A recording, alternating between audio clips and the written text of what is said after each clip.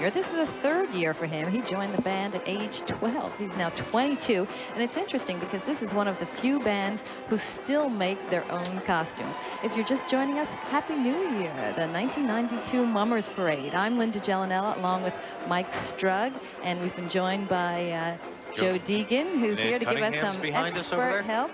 And of course, Ed Cunningham is here with us as well. We're all enjoying the parade, and we certainly hope you are too.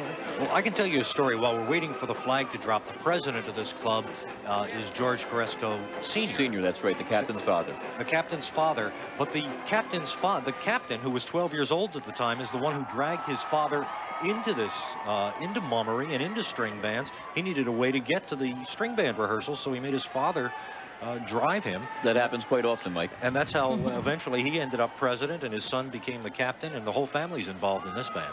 This band also has a member of the Penn Jersey Hall of Fame this year, Frank Ganther, inducted into the Penn Jersey Hall of Fame.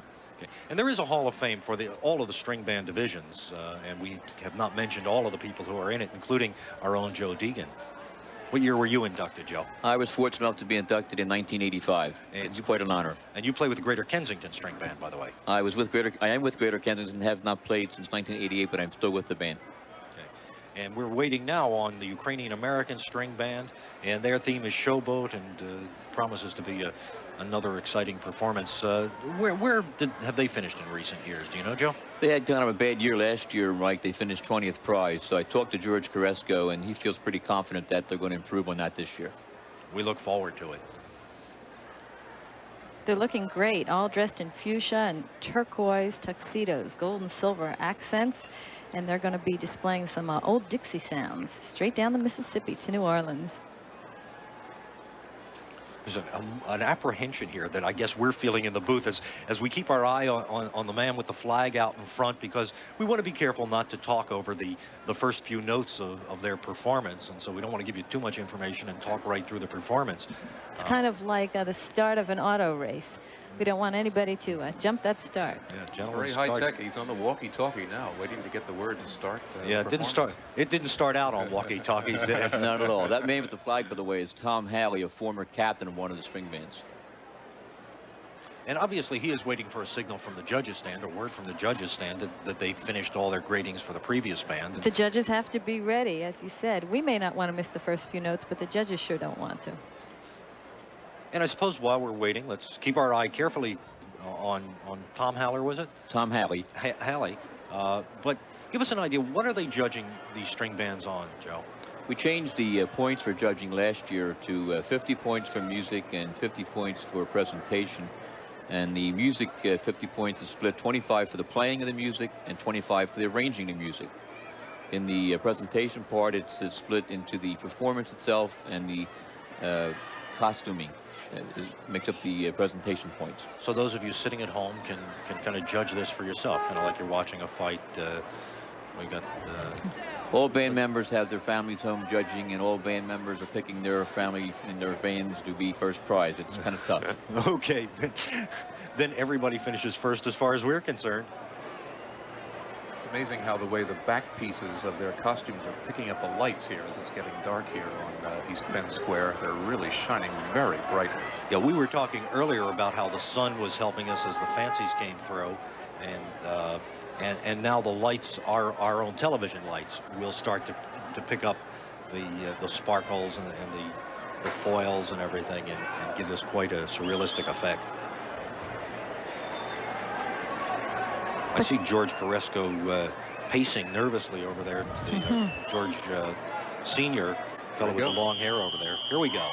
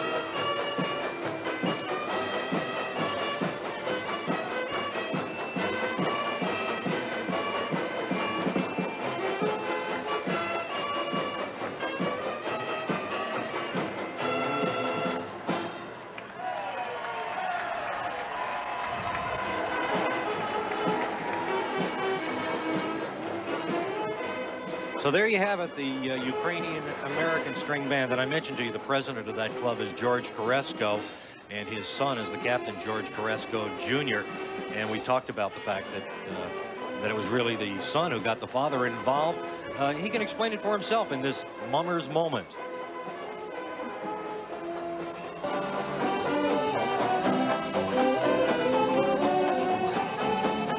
He brought me in the string band just to take him here because he wasn't old. He was only 12 years old. Then my other son, David, he wanted to play glockenspiel, and I bought him a glockenspiel, and he got started.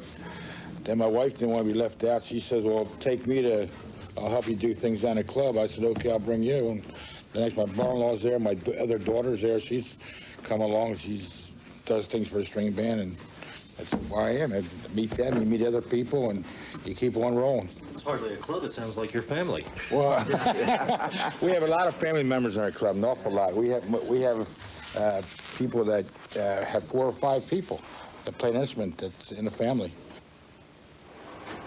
Well, and I think that is true not only of the Ukrainian-American string band, but many of the string bands, many of the Mummers organizations. These are families who work on these things. Father and son in a lot of groups, that's true. And you keep hearing that theme throughout the day, starting with the comics this morning, on to the fancy brigades, and now to the string bands. It's a family affair, generation to generation, and that's true of almost every group we've seen today. And yet I don't think we want to scare people off. That if they're fascinated by this and they'd like to be mummers, almost anyone can be a mummer. I would say all bands are open to taking new members. Today's broadcast is made possible by Suburban Cable, Comcast Cable, and subscribers to TV 12. Additional funding is made possible by Adelphia Cable Communications, Garden State Cable TV, Greater Media Cable, Jones Intercable, and Wade Cable Vision. Happy New Year, and stay tuned for more from the 1992 Mummers Parade, coming up next here on TV 12. If you have a comment on the program you've just seen, we want to hear your response. Voice your opinion on the WHYY Viewer Response Line. Call 215-923-WHYY. Your comments are important, and we appreciate you sharing your thoughts with us. Call 215-923-WHYY.